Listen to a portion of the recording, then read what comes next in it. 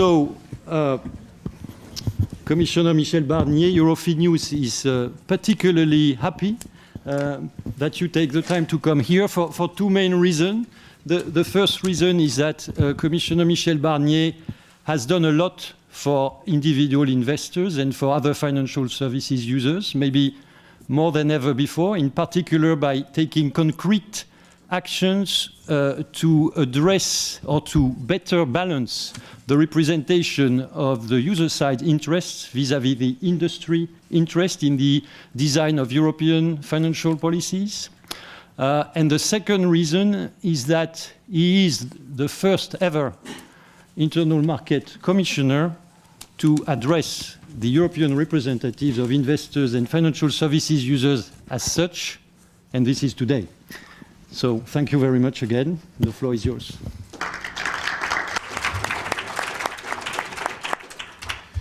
Thank you very much, and good afternoon to all of you. First of all, I want to apologize for this few minutes late, but as you know, we have some crisis to manage. And it's not an obligation to speak English, no? No, not for you. Not for you. It's only for us. Sometimes it could be. Yeah? We have the translation. Huh? Okay. Yeah. Thanks to the translator, the interpreter will switch to French. Not only to give you the proof that we need everywhere to protect kind of cultural diversity, but also on my side to be more precise and more concrete in my remarks. Merci beaucoup de votre introduction, Monsieur le Président, Madame la Présidente. J'ai été très sensible à votre invitation. On parle beaucoup de la confiance, non seulement à propos de Chypre, mais aussi d'une manière générale, pour retrouver la stabilité financière dont l'Europe et le monde ont besoin. Moi, je pense que la confiance des utilisateurs de services financiers que vous évoquiez est une des clés principales pour retrouver la croissance. Et quand je parle des utilisateurs de services financiers, je parle naturellement des actionnaires, des investisseurs, des épargnants, des emprunteurs, des titulaires de polices d'assurance, et j'en oublie sans doute. Je pense que cette confiance ne se décrète pas, surtout en ce moment. Elle se construit et elle se gagne étape après étape en restaurant la stabilité financière et en faisant que cette industrie financière, cette économie financière repose sur des bases solides et saines, ce qui n'a pas été le cas généralement depuis une quinzaine d'années. On l'a vu avec l'ébranlement, pour ne pas dire plus, provoqué par toutes ces crises successives depuis 5 ans. Voilà ce que je fais, mesdames et messieurs, depuis 3 ans. C'est mon travail. Et rien ne m'en détournera. Je le fais consciencieusement, avec ténacité, comme tous les montagnards.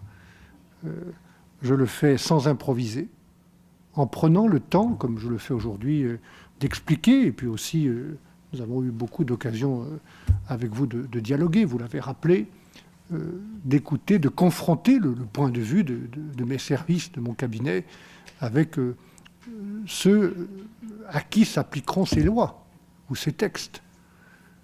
Et donc en consultant beaucoup, en faisant des études d'impact, sans improviser. Mais je le fais avec détermination, avec des mesures importantes.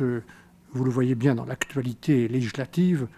Je pense au renforcement des exigences de fonds propres ou de liquidité dans les banques. Nous sommes parvenus ici même au Parlement il y a quelques jours. C'était mercredi soir au dernier trilogue à un accord définitif sur Capital Requirement 4 et la mise en œuvre des règles de Bâle sur les 8300 banques européennes, y compris une mesure que j'ai soutenue d'encadrement des bonus.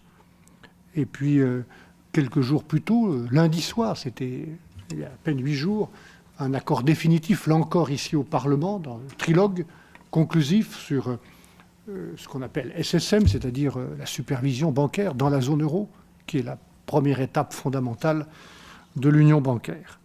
Nous prendrons aussi prochainement des initiatives pour améliorer l'information et la protection des consommateurs.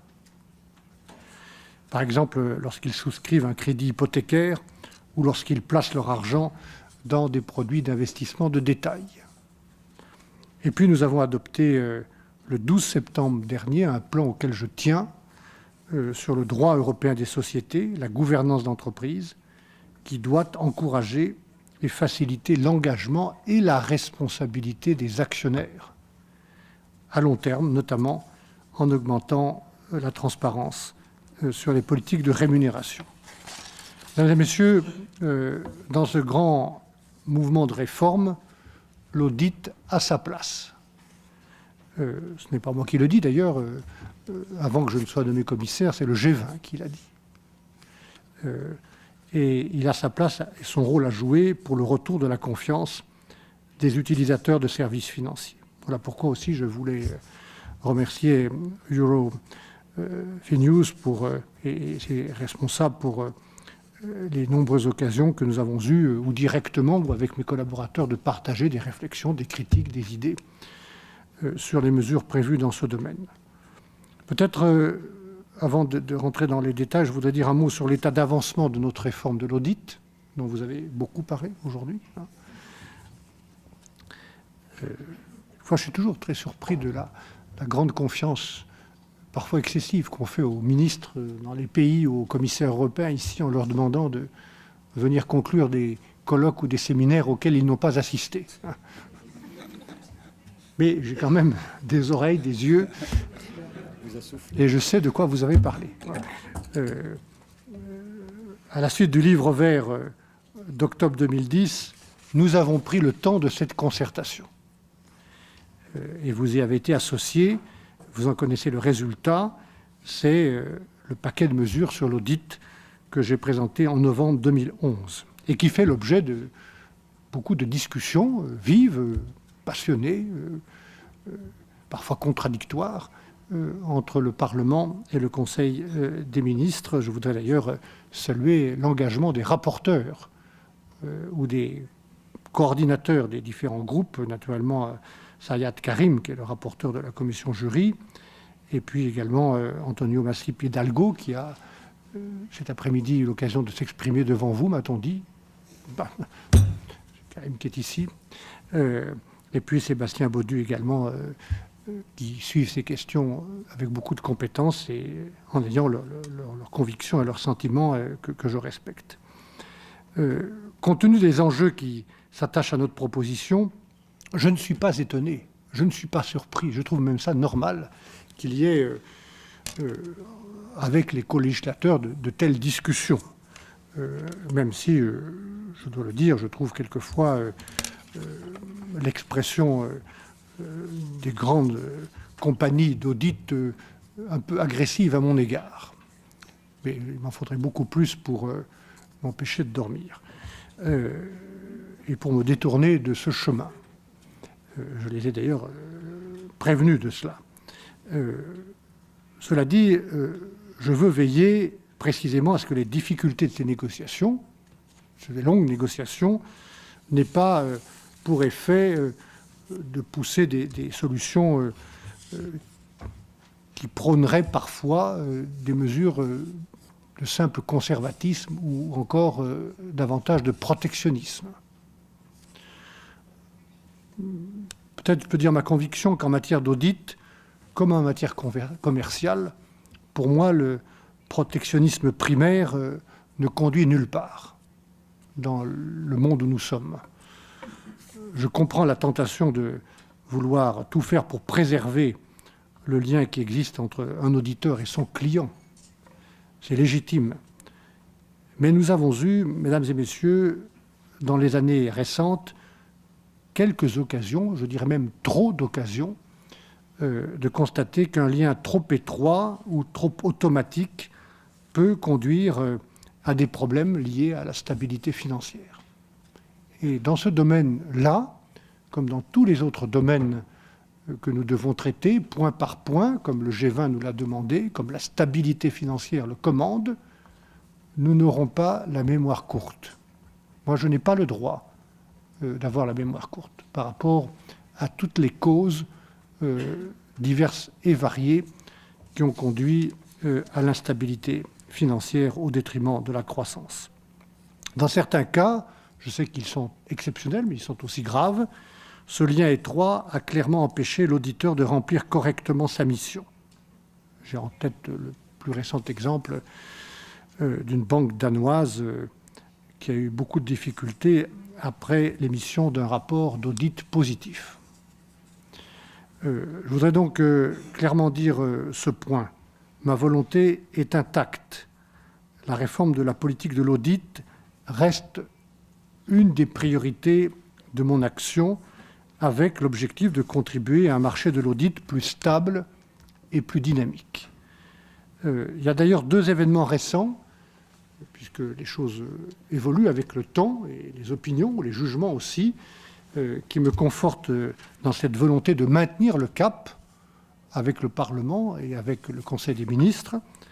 D'abord, l'annonce au Royaume-Uni, le 22 février dernier, des conclusions de la Commission de la concurrence, qui a constaté des dysfonctionnements importants dans le marché britannique de l'audit et qui a proposé la rotation obligatoire des auditeurs comme un des remèdes possibles. Et puis, en décembre 2012, l'adoption aux Pays-Bas d'une loi qui anticipe la réforme européenne et rend là aussi obligatoire la rotation après 8 années. Cette loi est déjà entrée en vigueur et impliquera une rotation des firmes d'audit aux Pays-Bas d'ici au 1er janvier 2016. Mesdames et messieurs, en rendant les marchés de l'audit plus ouverts, plus transparents, plus responsables, nous avons ensemble un double objectif. D'une part, que les auditeurs soient bien au service des institutions, des entreprises, des investisseurs, et puis aussi que l'avenir de cette profession soit stabilisé, assuré, que les auditeurs puissent mener leur mission dans les meilleures conditions possibles d'indépendance. Voilà. Dans ce contexte-là, je voudrais télégraphiquement rappeler les 3 grands axes de notre plan d'ensemble pour faire de cette année 2013 l'année clé ou l'année charnière de la régulation du secteur de l'audit, comme d'ailleurs ce sera le cas pour la mise en œuvre de plusieurs autres textes de régulation dans d'autres domaines. Premièrement, l'indépendance, qui doit être mieux délimitée.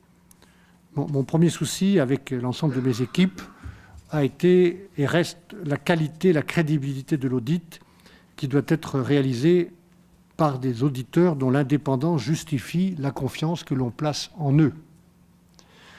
À l'heure actuelle, nous avons le constat que de nombreux acteurs, en particulier les investisseurs, les actionnaires, n'ont pas une confiance totale dans les comptes des sociétés et ne sont pas toujours convaincus de l'indépendance de l'auditeur qui vérifie ses comptes.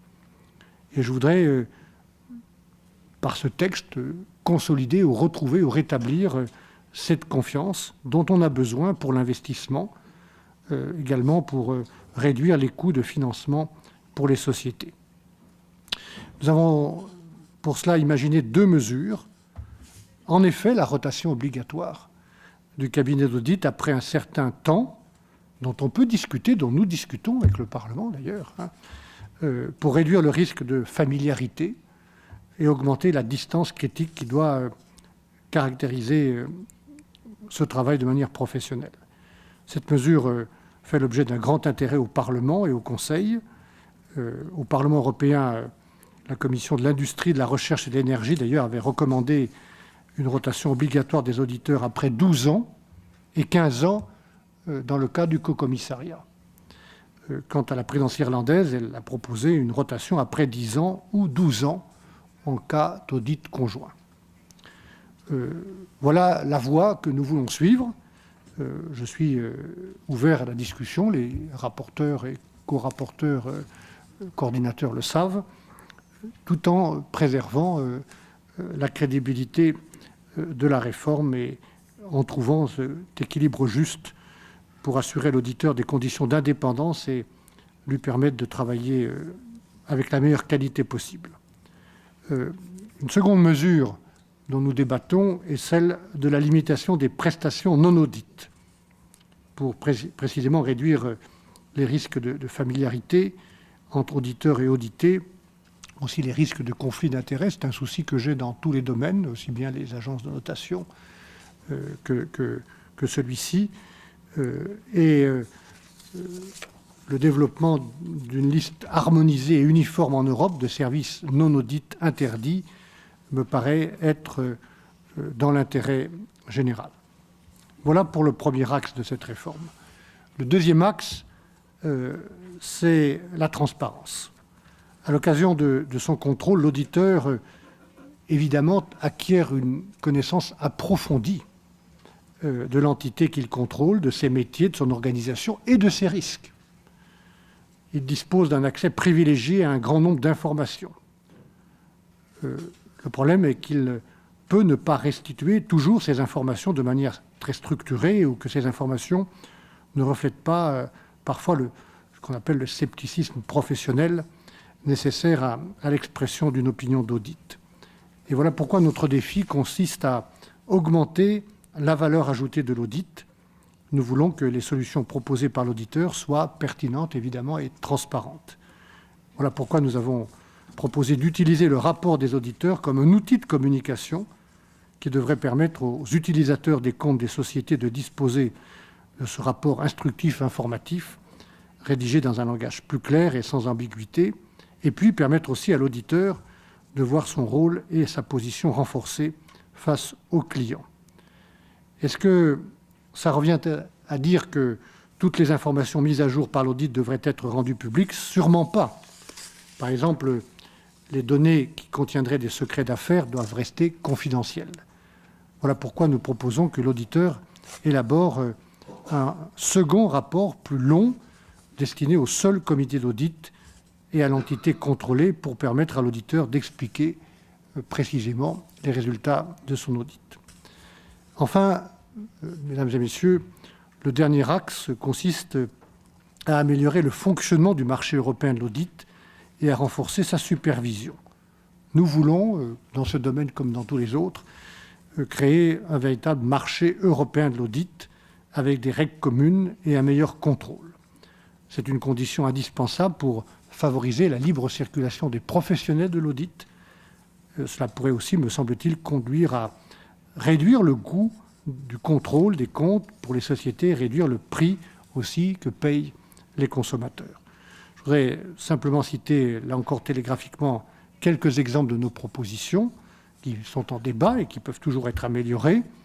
La création du passeport européen pour permettre une reconnaissance automatique des cabinets déjà approuvés dans d'autres États membres. Je pense qu'il est normal qu'un auditeur ne soit pas tenu de passer des examens dans chacun des pays où il souhaite travailler dès l'instant où il a une compétence reconnue officiellement dans un pays qui est le sien.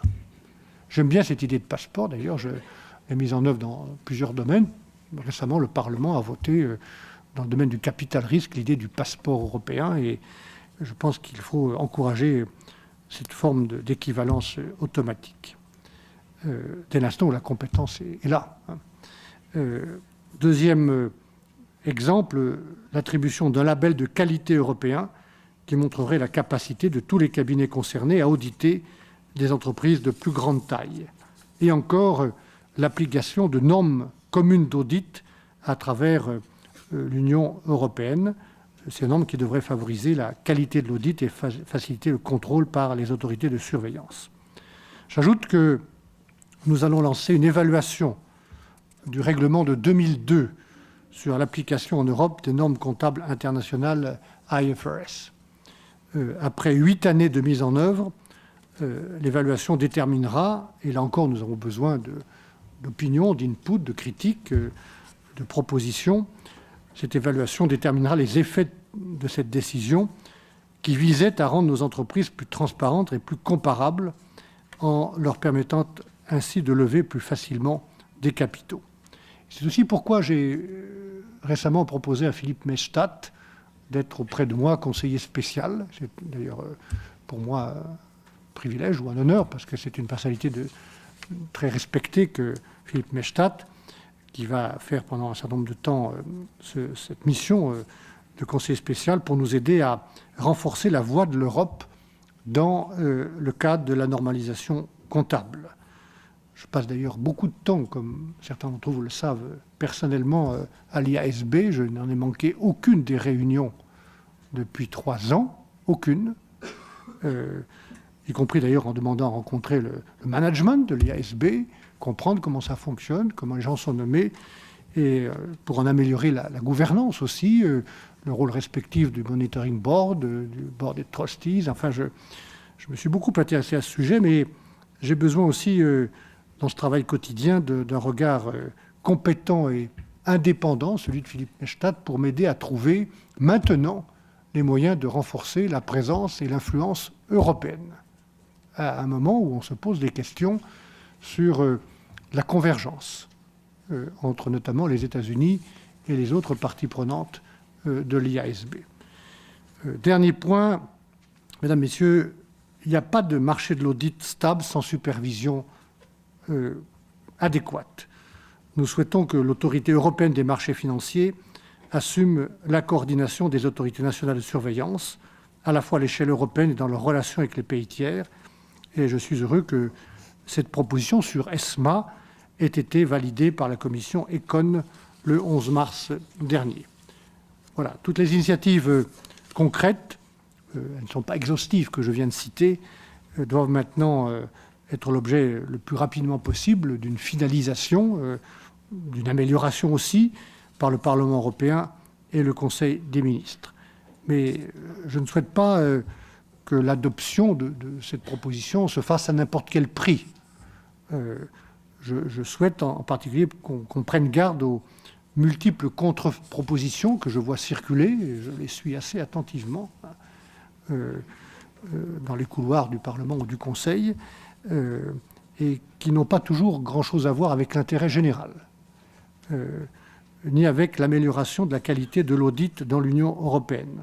Voilà pourquoi je veux dire ici, je saisis cette occasion pour dire la vigilance avec laquelle je suis, et je prendrai le temps de suivre l'évolution de cette réforme, pourquoi je souhaite continuer à travailler en confiance avec les différents groupes et le rapporteur au Parlement européen, que je remercie de leur présence et de leur attention, et également la présidence irlandaise en ce moment au Conseil des ministres. Ramener la confiance des investisseurs, dont vous avez parlé tout à l'heure, dans les comptes des sociétés, la stabilité dans le secteur financier, c'est une des conditions du retour de la croissance.